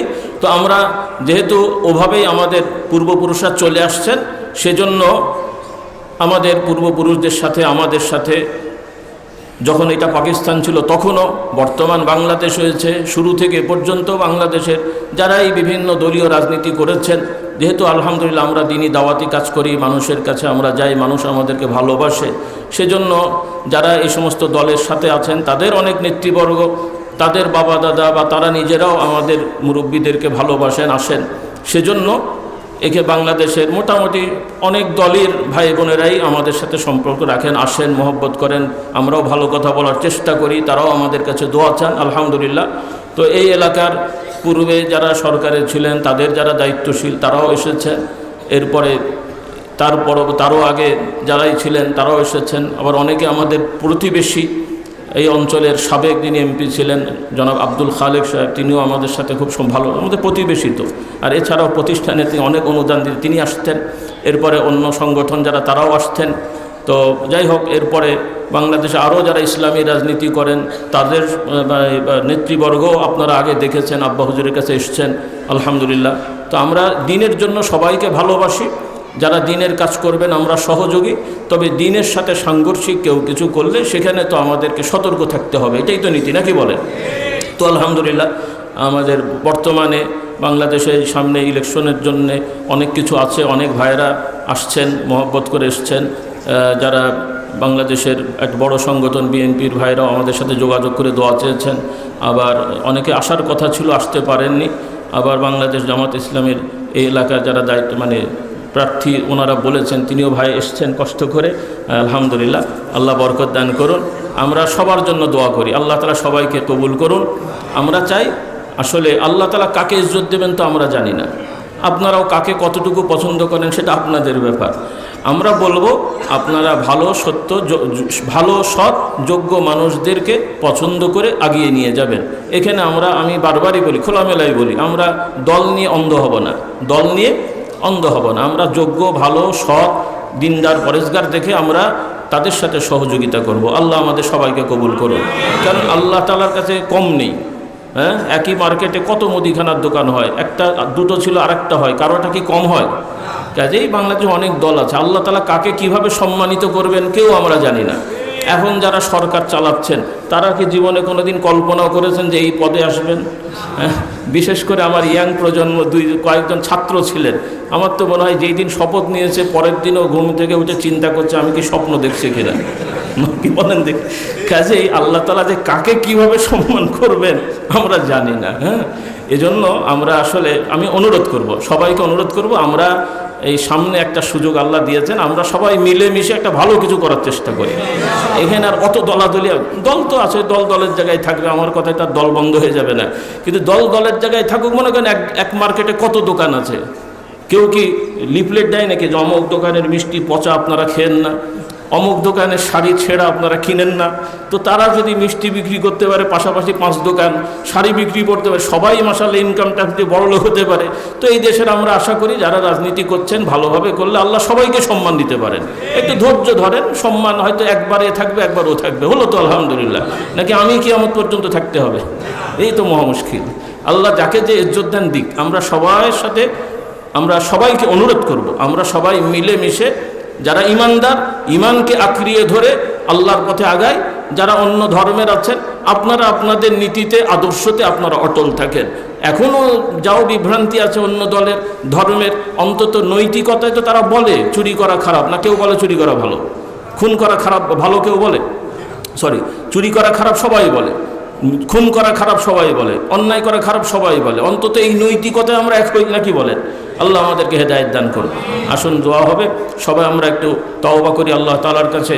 আল্লাহুম্মা আনতা রাব্বি লা ইলাহা ইল্লা আনতা খালাকতানি ওয়া আনা আবদুকা ওয়া আনা আলা আহদিকা ওয়া ওয়া'দিকা মাস্তাতা'তু আউযু বিকা মিন শাররি মা সানা'তু আবু'ু লাকা বিনি'মাতিকা আলাইয়া ওয়া আবু'ু বিযামবি ফাগফিরলি ফাইন্নাহু লা ইয়াগফিরুয যুনুবা ইল্লা আনতা। আয় আল্লাহ তাআলা, আমি সকল গুনাহ হতে, শিরকি বেদাতি, জানা অজানা, ছোট বড়, ইচ্ছাকৃত অনিচ্ছাকৃত সকল গুনাহ হতে তওবা করছি। আল্লাহ তাআলা কবুল করে নিন। আর অনুরোধ থাকবে, আপনারা একটু দয়া করে কিতাবগুলো কিনে নিয়ে যাবেন। আগেও বলা হয়েছে, আমি বলছি, কারণ এগুলো আপনাদের কাজে লাগবে। যা বলেছি মনে থাকবে না, আর রেকর্ডও শোনা হবে না অত, আর সব কথা তো হয়ও না। একটা করে কিছু কিতাব নেন, আকিদা, ইমান, ওজিফা, সব বিষয়ের কিতাবাদি আমাদের সাজানো আছে মোটামুটি, সব মানে মোটামুটি আর কি। আপনারা এগুলো সংগ্রহ করবেন, পড়বেন। কোরআনুল কারীমের তাফসীর অভ্যাস করেন, তেলাওয়াত পড়ার, নিয়মিত তেলাওয়াত সবাই অভ্যাস করেন। বাচ্চাদের, ছেলে মেয়েদেরকে শেখান যে বাবা মারা তোদের সকালবেলার প্রথম পড়াটাই যেন কোরআন দিয়ে হয়। আল্লাহ তাআলা তৌফিক দান করুন। আপনাদের কষ্ট দিয়ে ফেললাম, আর অল্প সময় শেষ হয়ে যাবে। আল্লাহুম্মা আমিন। ربنا ظلمنا أنفسنا وإن لم تغفر لنا وترحمنا لنكونن من الخاسرين.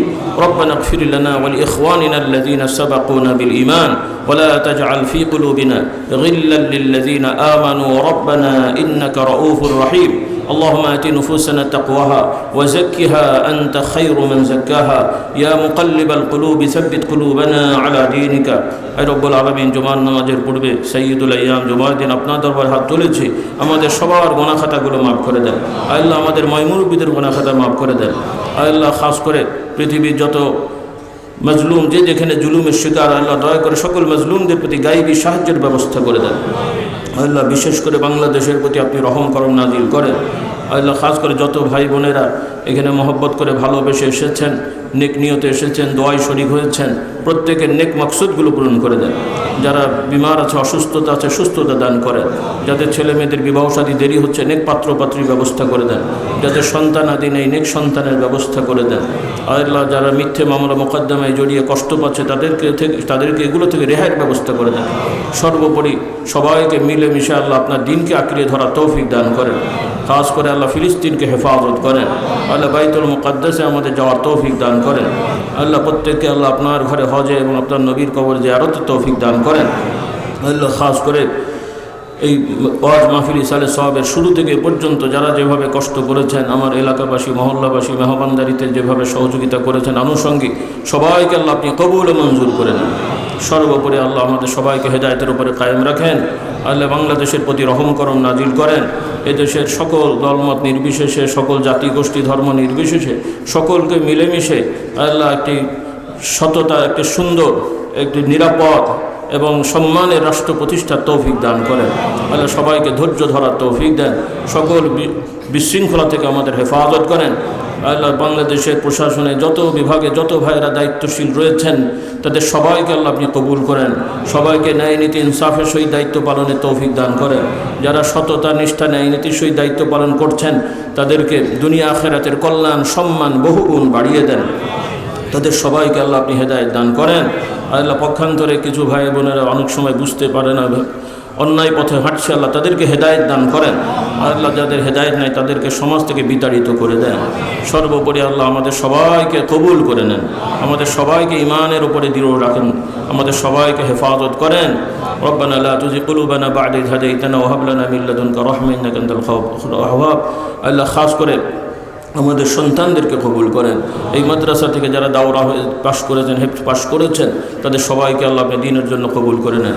আসাতিজে কেরামদেরকে কবুল করেন।